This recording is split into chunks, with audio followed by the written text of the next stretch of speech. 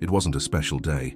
The sky was overcast, the morning quiet, and everything felt ordinary, familiar, even forgettable. They say it's on days like these, the ones that slip by unnoticed, that life offers moments that change everything. My name is Michael.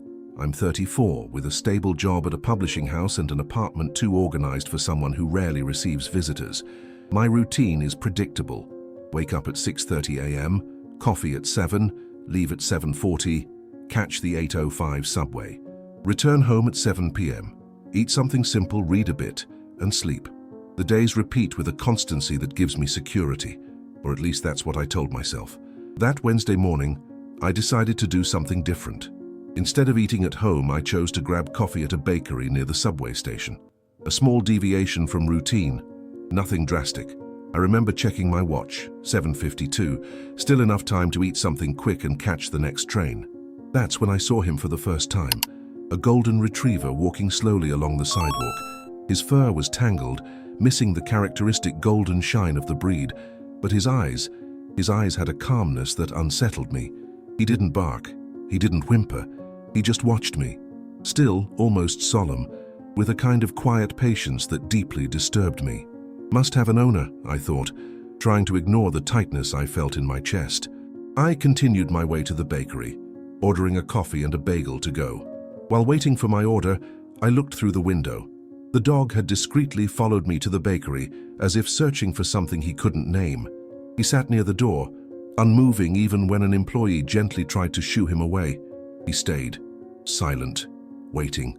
"Your order, sir," said the cashier, handing me a paper bag and a cup of coffee. I thanked her and left, trying not to look at the dog, but I failed.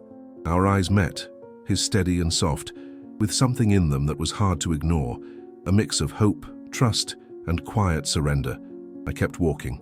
I had a job to maintain, scheduled meetings, deadlines to meet.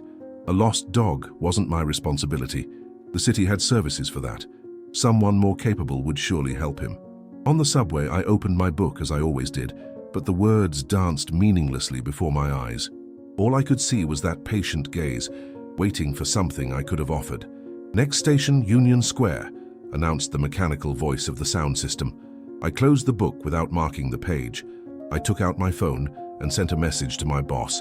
"I'm going to be late. Urgent personal situation." It was the first time in 5 years I had done this. I got off at the next station and caught the subway back. My heart was racing, not because I was late for work, but from fear that he wouldn't be there when I returned. What if someone had taken him? What if he had followed someone else?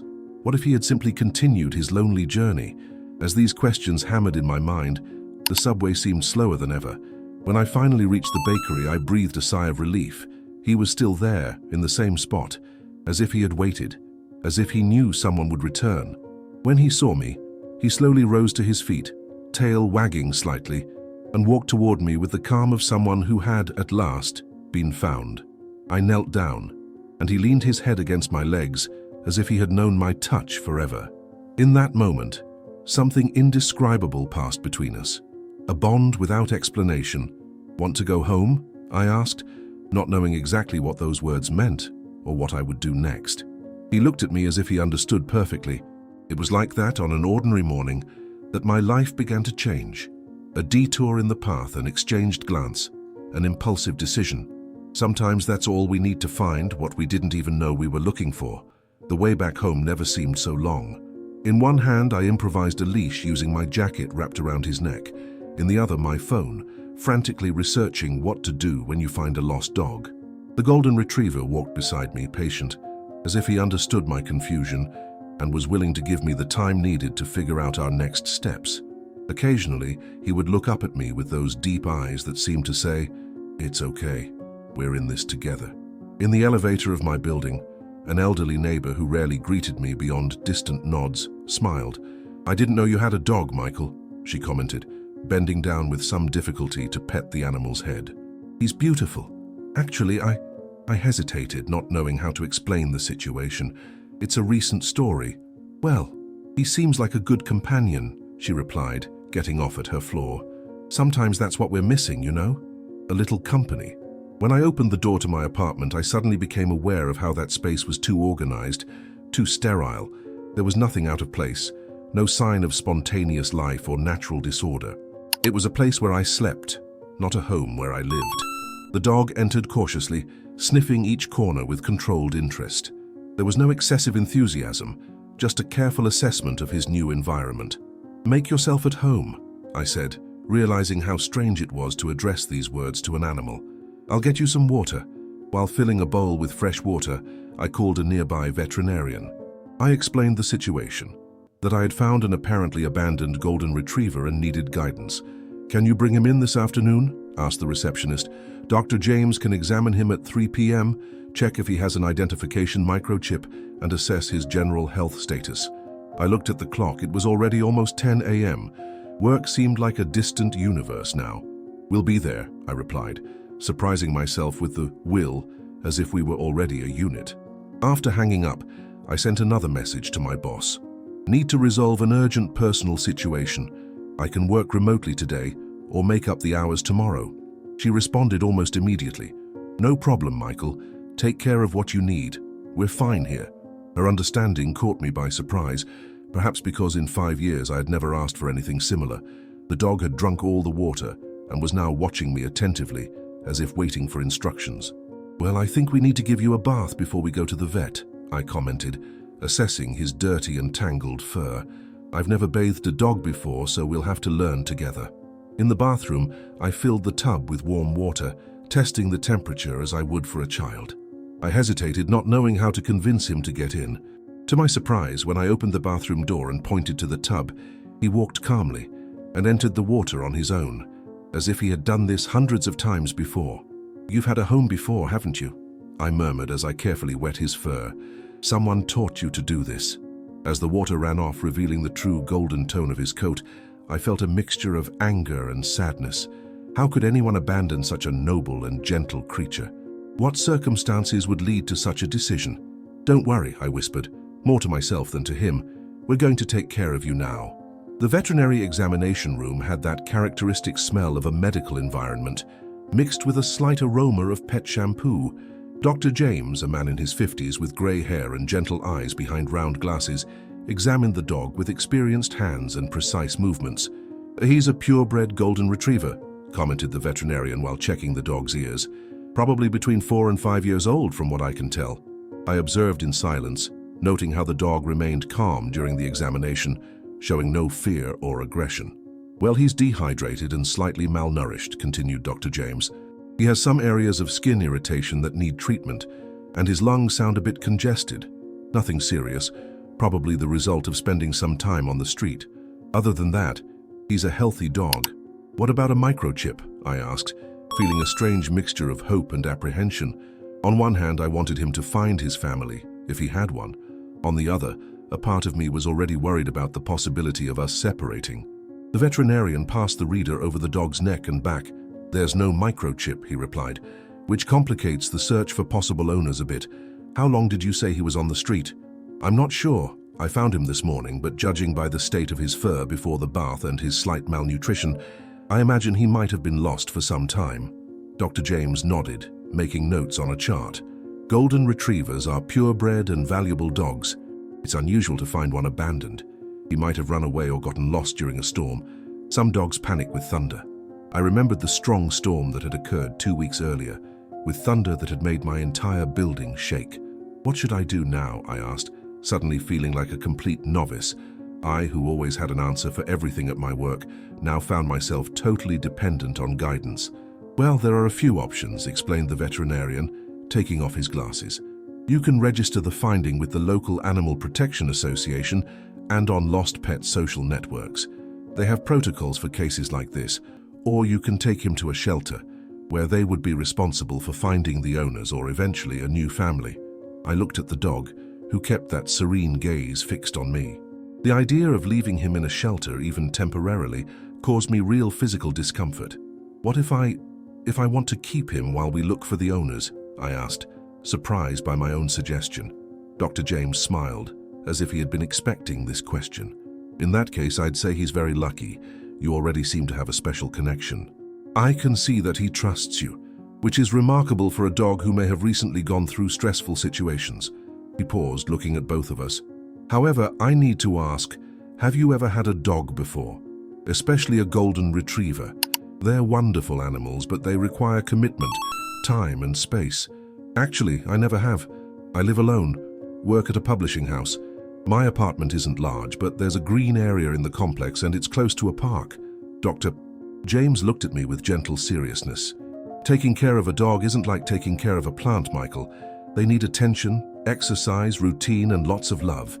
Golden retrievers in particular are extremely sociable. They wither without company and interaction. I felt a lump in my throat. He was right, of course. My life was organized around myself, my schedule, my needs. A dog would mean reorganizing all of that. It would mean commitment. It would mean change. I understand, I replied. It's a big responsibility. But, he continued with a softer smile now, it can also be one of the most rewarding experiences in life. I have patients who tell me their dogs completely changed their lives for the better. I looked at the dog again. For the first time during our conversation, he moved, coming closer to me and resting his head on my leg. The gesture was so simple, yet so full of trust. I want to keep him, I decided, surprising myself with the firmness in my voice, at least while we look for possible owners. And if we don't find anyone, Dr. James smiled, nodding. I'll give you a list of things you'll need, some medications for the skin treatment, and a prescription for special food for a few weeks to help with nutritional recovery. I also suggest coming back in 2 weeks to reassess the respiratory situation. While he prepared the prescriptions and guidelines, I stroked the dog's fur, who had closed his eyes, apparently satisfied with how things were going. One last thing, said the veterinarian before we left. Register the finding in lost animal groups, as we discussed. It's the right thing to do. But know that if after 30 days no one claims him with proof of ownership, you have the legal right to officially adopt him. He needs a name, I realized aloud. I can't just keep calling him Dog. What do you think suits him? Asked Dr. James. Looking at those calm, wise eyes, a name came to me. Charlie, I said. I think I'll call him Charlie. The following days were a careful dance of mutual adaptation. I was learning to be a dog owner. Charlie was learning to trust again. On our first morning together, I woke up with the strange feeling of not being alone, something I hadn't experienced since I had moved into that apartment 3 years before. Charlie was already awake, sitting patiently beside the bed, watching me with those attentive eyes. Good morning, I mumbled, still half asleep. I guess we need to establish a new routine, don't we? Routine, that word that had always been my safe harbor. My life was a well-planned sequence of events. Wake up, coffee, work, occasional gym, dinner, reading, sleep, repeat. A predictable and reassuring structure. Now, with Charlie, every element of that routine needed to be rethought. The first challenge came right in the morning walk. I had never been a morning person, usually dragging myself out of bed at the last possible minute.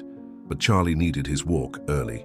At 6:30 a.m., we were in the park near my apartment, a place I used to hurry past on my way to the subway, never stopping to really observe it. Now, walking slowly beside Charlie, I noticed things I had never seen before. The way the morning light filtered through the tree leaves, creating dancing patterns on the ground. The varied songs of birds that, surprisingly, I could distinguish from the background noise of the city. The dew on the petals of flowers that bordered the path. You're teaching me to slow down, you know that?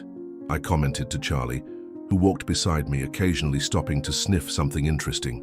In the park, we met other dog owners, people who, as I discovered, formed a kind of silent community. We exchanged smiles, nods, sometimes brief conversations about breeds, behaviors, recommended veterinarians. Is he new to the group? Asked a woman in her 60s, owner of a tiny white poodle named Muffin. Yes, we're still getting to know each other, I replied, observing how Charlie behaved politely with Muffin, lowering himself to the level of the smaller dog to sniff and greet. Golden retrievers are wonderful, she commented. I had one for 14 years, best companion anyone could ask for. When I mentioned that I had found him just 2 days earlier, the woman, who introduced herself as Mrs. Peterson, became visibly emotional. You know, she said, there are people who believe that dogs find their true owners, not the other way around. Maybe he chose you. The idea stayed with me as we continued our walk. The way Charlie had found me, following me to the bakery, waiting patiently, seemed to contain an intentionality that went beyond mere chance. The second challenge was adapting my work routine. After the morning walk, we would return home, and I needed to prepare for the workday. On the first day, I tried to work at the office as usual, leaving Charlie alone for a few hours. When I returned for lunch, I found him lying exactly where I had left him, beside the door, as if he had spent every minute waiting for my return. Something inside me broke seeing that silent loyalty. I picked up my phone and called my boss.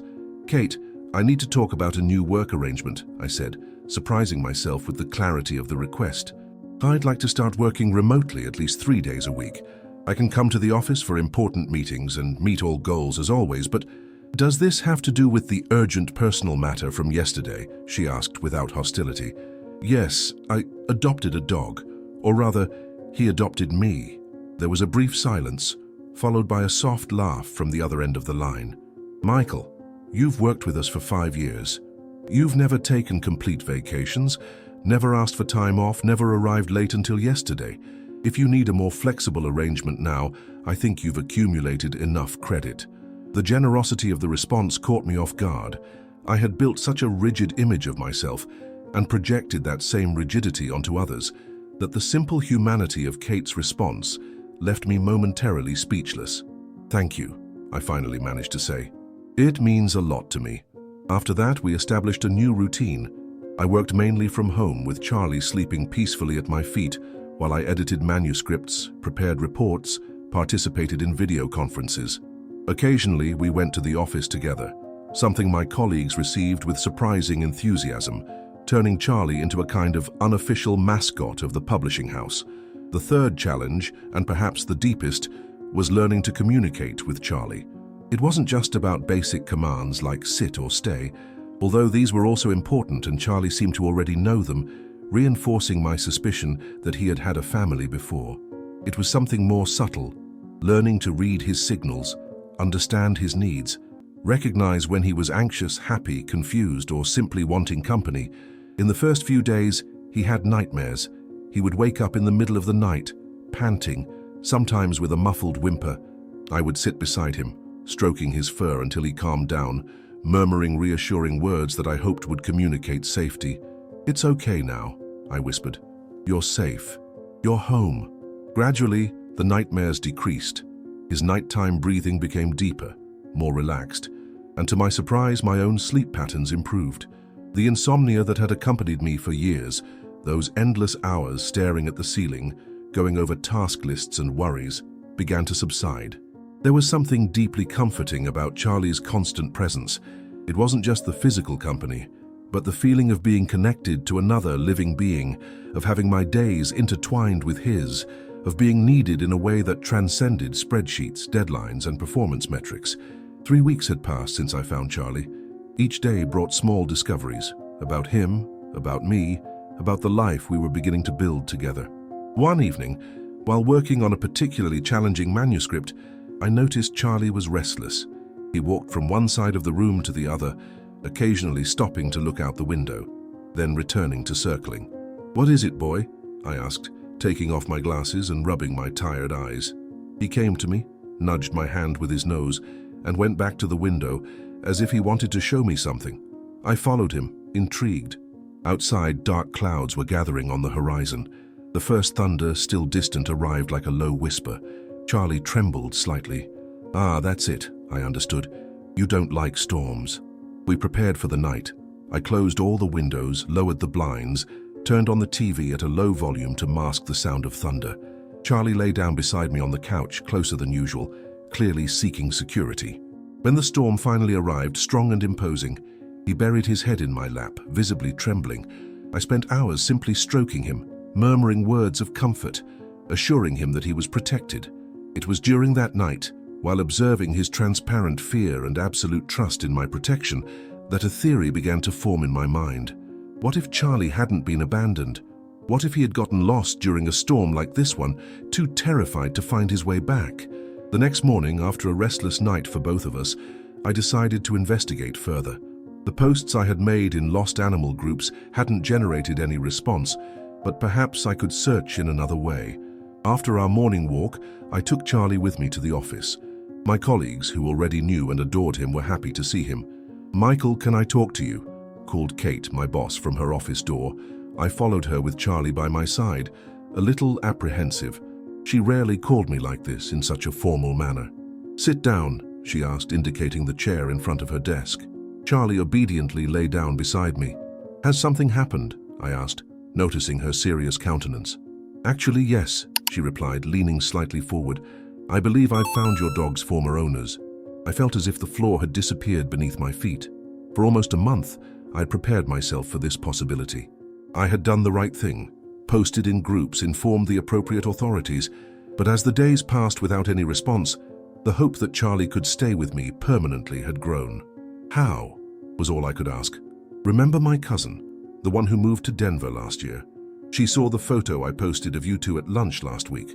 She said Charlie is identical to the dog her neighbors lost during that strong storm last month, the one that caused so much damage in the city."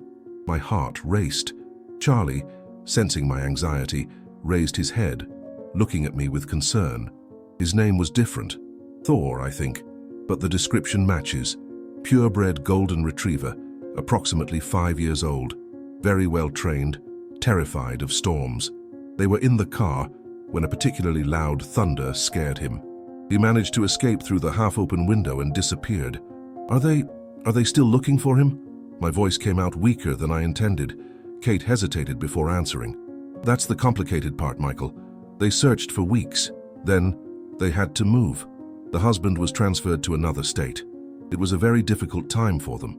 The rest of that day passed in a kind of emotional fog. I went home early, unable to concentrate on work. Charlie, always sensitive to my moods, remained unusually close, as if he sensed that something important was happening. Kate had given me the contact of the former owners, a couple named Tom and Sarah. I looked at the number saved on my phone, unable to make the decision to call. Each time I started to dial, something held me back. Was it selfishness, excessive attachment, or just the overwhelming fear of returning to the life I had before, organized, predictable, and deeply lonely? The next morning, after a sleepless night, I made my decision. I called the number. Sarah answered on the third ring. Her voice was soft, with a slight accent I couldn't identify. "Hello? Hi, my name is Michael. I'm calling because, well, I believe I found your dog. Thor?" There was silence on the other end of the line, followed by a muffled sound that could have been a held breath or a sob. "You found Thor?" Her voice trembled slightly. "Where? How is he?" I explained everything, how I had found him on the street, taken him to the veterinarian, posted in lost animal groups, how Kate had made the connection through her cousin. "He's fine," I assured her, "fully recovered. The vet said he's extremely healthy now." "Thank God," she whispered. "We searched for so long. Thor is so special to us. He was our first child, you know. We had just gotten married when we adopted him." I felt a lump in my throat that made it difficult to respond. "I understand," was all I could say. "But there's something I need to explain," she continued, her voice now firmer. "As I said, we moved. Tom was transferred to Seattle, a city on the other side of the country. We're temporarily living in a small apartment, still looking for a house. It's a complicated situation for us now, with the move and—" She made a long pause. "And I'm pregnant. 4 months. It was a surprise in the middle of all this confusion with the move and Thor's disappearance. I didn't know what to say. I felt trapped between relief and guilt. Relief because maybe I could keep Charlie. Guilt for that same feeling. I'm not saying we don't want Thor back," she continued quickly. "He's part of our family, but our life is so unstable right now. And if he's well cared for, adapted—" "He is," I affirmed. "Very well adapted. We have a routine, we take daily walks. I live near a park. He seems happy." There was another long silence. "Could you send me some pictures of him?" she finally asked. "And maybe, could we do a video call? Just to see him, to know he's really okay." "Of course," I immediately agreed, "whenever you want." We scheduled the call for that same evening. I spent the day in a state of floating anxiety, alternating between the hope of being able to keep Charlie with me and concern about what would be best for him. At 8 p.m. sharp, my phone rang. Sarah and Tom appeared on the screen, sitting together on a couch. He had gentle eyes and a nervous smile. She was absent-mindedly caressing a small pregnancy belly. "Thank you for doing this," said Tom. "It means a lot to us."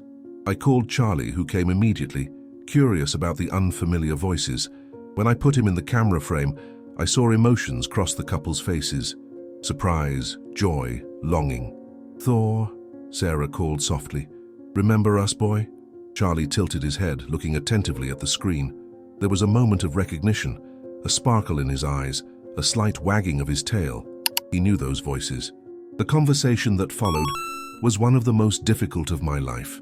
We talked for almost 2 hours about how Charlie Thor was living with me, about the couple's plans for the future, about the baby on the way. Tom and Sarah clearly loved their dog, but it was also evident that their lives had taken an unexpected turn. "We need to think about what's best for him," Tom eventually said. "Thor was always a dog that needed space, routine, stability. All things we can't offer right now," Sarah completed, her voice choked. "At least not in the next few months, maybe years." The solution we found wasn't easy for anyone, but it may have been the best possible under the circumstances. Tom and Sarah wouldn't ask for Charlie back, not immediately. We agreed that he would stay with me for now, where he was stable and adapted, but we would maintain regular contact through video calls, so they could see him, and so Charlie wouldn't completely forget them. "When we're settled, with an appropriate house, and the baby a little older," Tom explained, "we can reassess the situation, see what would be best for Thor at that time." It was an agreement that respected both old and new bonds, that prioritized Charlie's well-being above all. It wasn't perfect. There was a pending uncertainty about the future, but it seemed fair. In the months that followed, a curious routine was established. Every 2 weeks on Sunday evenings, Charlie and I would sit in front of the computer to talk with Tom and Sarah. They would tell us about their adaptation in Seattle, the preparations for the baby, the search for a house.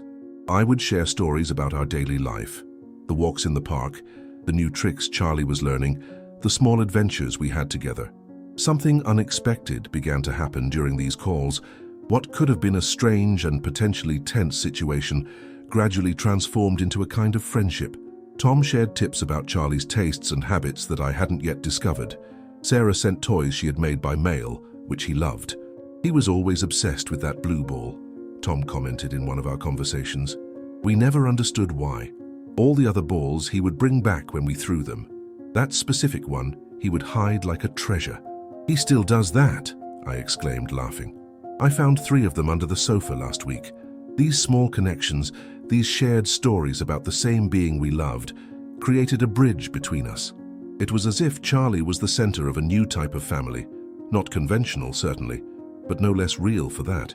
In one of the calls, near the end of the 4th month after our first contact, Sarah shared news. "We found a house," she said, her eyes shining with excitement.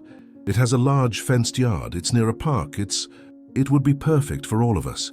I felt that familiar tightness in my chest, the mixture of joy for them and fear of what this might mean for Charlie and me. The call that would change everything came on a Sunday evening in early autumn. Charlie and I had just returned from a particularly pleasant walk in the park, where the falling leaves created a colorful carpet under our feet. Tom's face appeared on the screen, alone this time. "Sarah can't join us today," he explained, his expression a mixture of excitement and exhaustion. "She's in the hospital. The baby came early." "The baby? Already?" I exclaimed. "Is everything okay?" "Yes, everything's fine. A beautiful little girl, Emma. She's small but healthy. They're both resting now." I congratulated him warmly, genuinely happy for them. Charlie, hearing the excitement in my voice, came closer to the screen, tilting his head curiously. "There's something else we want to talk about," Tom continued after thanking me. "It's about Thor, Charlie, as you call him." Here it was, the moment I had been both expecting and dreading for months. They had their house now. The baby had arrived. Their family was complete, except for the dog who had been part of their lives before. "We've been talking a lot about this, Sarah and I," Tom began, his voice careful. "About what would be best for everyone involved." I braced myself for what was coming.